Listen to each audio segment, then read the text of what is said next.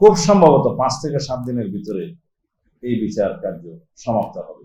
সর্বোচ্চ সাজা নিশ্চিত করার জন্য যা যা করা দরকার আমরা সেটা আমাদের পক্ষ থেকে করবো ইনশাআল্লাহ।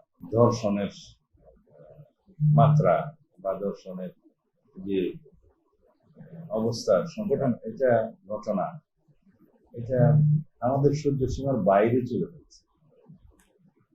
তো আমরা কি করতে পারি? সরকার হিসেবে আমরা করতে পারি যে তার আইনানুগ ব্যবস্থা এবং বিচারিক ব্যবস্থাটা নিশ্চিত করা। আমরা সবচাইতে মনোযোগ এখানেই দিয়েছি যে দ্রুততম সময়ে যাতে অভিযুক্ত বা অপরাধীরা গ্রেফতার হয়। সেই জায়গায় আমরা এই 3 মাসে প্রত্যেকটি ঘটনায় আমরা সফল হয়েছি ইনশাআল্লাহ। আর আল্লাহর রহমতে ভবিষ্যতেও আমরা এই জাতীয় যে কোনো ঘৃণ্য অপরাধের অভিযুক্ত বা অপরাধীদেরকে কোনোভাবেই ছাড়বে না। আর রামিসা হত্যার বিষয়ে আপনি ইঙ্গিত করেছেন। ধর্ষণ এবং হত্যার পরে আসামিকে 7 ঘন্টার ভিতরে গ্রেফতার করতে আমরা সক্ষম হয়েছি। আদালতে স্বীকারোক্তিমূলক জবানবন্দি দিয়েছে সাথে সাথে একদিনের মধ্যে। সেই 164 স্টেটমেন্টে তার সহযোগী অপরাধ হিসেবে তার স্ত্রীকেও, তার নামে তাকেও গ্রেফতার করা হয়েছে।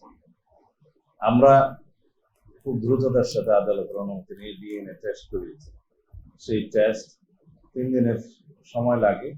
3 দিনের মধ্যে সেটা সমাপ্ত হয়েছে। রিপোর্ট কালকে বিকেলে জমা হয়েছে।